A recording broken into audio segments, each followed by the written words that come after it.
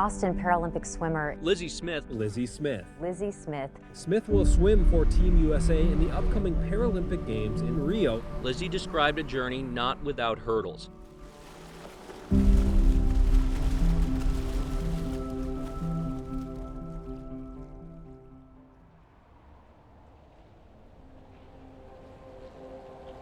My greatest joy is being a father of 8 children. Lizzie's the 7th of 8. When you're having a child, you want a healthy baby.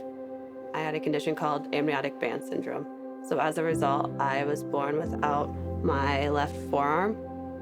So it's amniotic band syndrome. There's like fibroids in there. So kind of like umbilical cord getting wrapped around. Fibers got wrapped around and cut off circulation. And since then it's been adapting to life would not. Everything's designed for one hand. She was never raised any differently than the rest of us.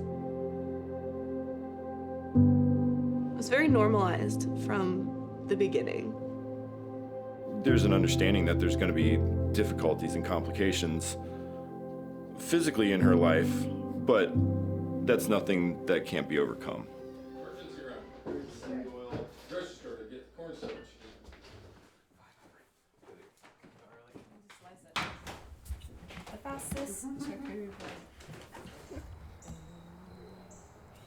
Keep out the knife. A philosophy that my mom told us when we were younger is the way someone reacts and the way that someone behaves, it says more about them than it does about you. People just can be very intrusive. Almost like a petting zoo where they're like, what's wrong with that? Kids aren't nice all the time, so she kind of has to guard herself against that. I didn't know how much shame I felt kind of all the time. Also, just social exclusion and defectiveness. Getting it out of my head that I wasn't born wrong, and I'm not inherently bad.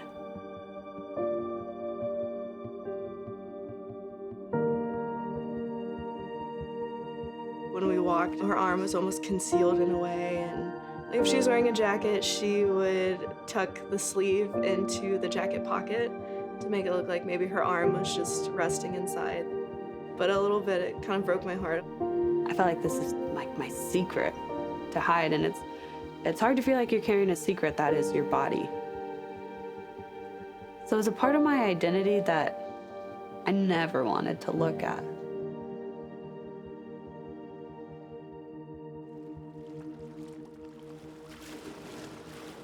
I really clung to swimming to feel normal, to feel at ease mostly. We grew up not too far from Catalina Swim Club. So in the summers, we spent on average 12 hours at the pool. That kind of taught her how to go swim, and then we took her to Coach Tony. We never treated Lizzi as a para-athlete. We always treated her as a swimmer.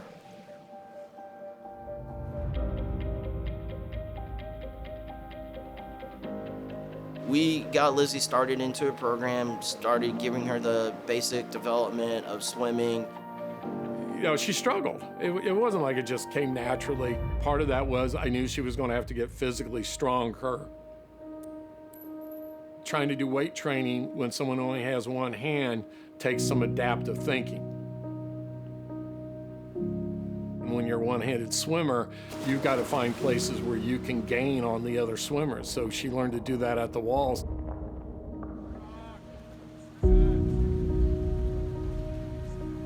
No matter any pool that she was in, she was one of the best.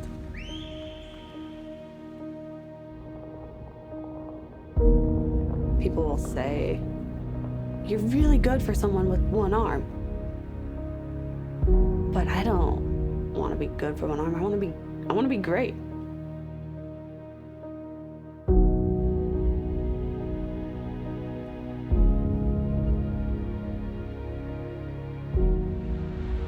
The scene has been set for a wonderful 2016 Paralympic Games in Rio.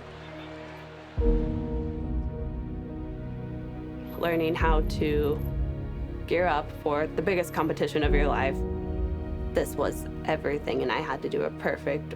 And the whole build up to that race, going back since I started swimming, was just don't get fourth. Like, fourth is the worst thing that could happen.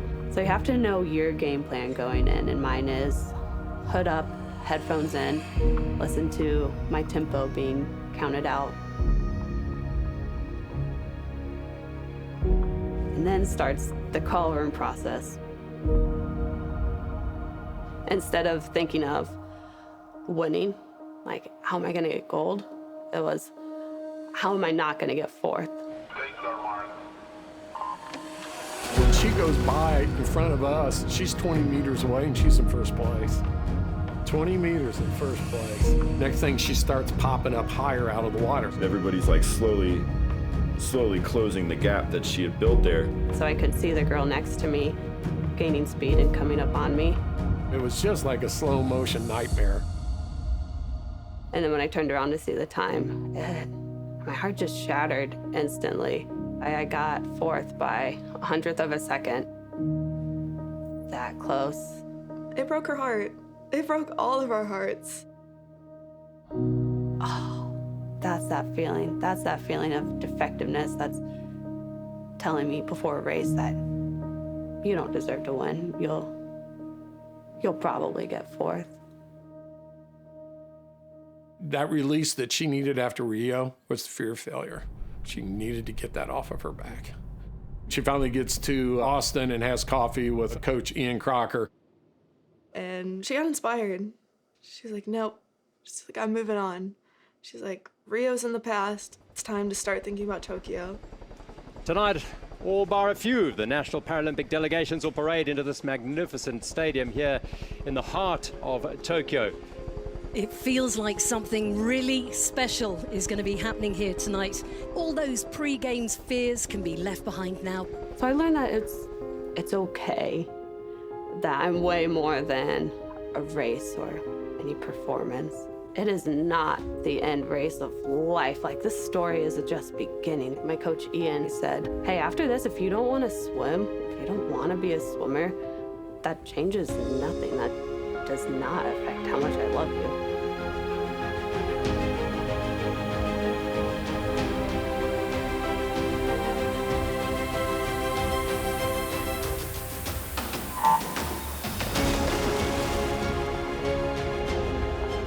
When I first touched the wall, I mouthed a bad word. I thought I got fourth again. When I looked at the clock, I was prepared to see like fourth by 100th of a second. Smith touches second at 108.22. Gascon at 108.43 is best.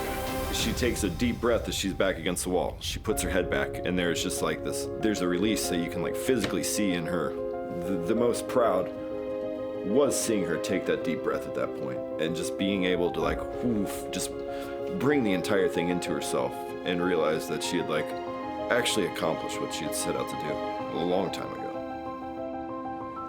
My phone dings, and I looked at it, and she goes, I finally did it.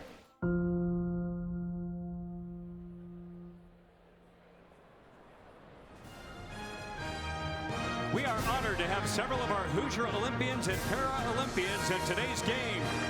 Lizzi Smith, silver medalist in swimming. Congratulations to all of our Hoosier Olympians and Para-Olympians. I wish it shook like the real ones. I thought that was like their adaptive things, the two dots. Every single little detail has a lot of thought behind it. When we would drive into the venues, everyone would stop when we drove by and wave. And then little kids made signs that said, Paralympians are our heroes. That's cool. Yeah.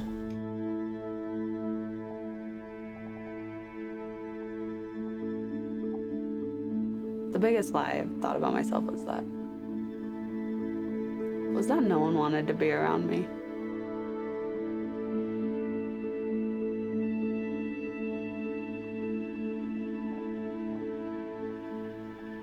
But yeah, it's not true.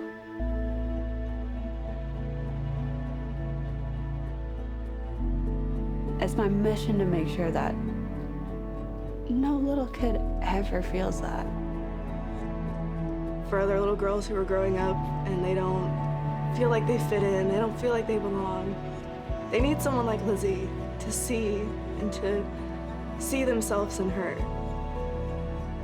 Surround yourself with people who really see you, who really love you, and do everything you can to really love yourself.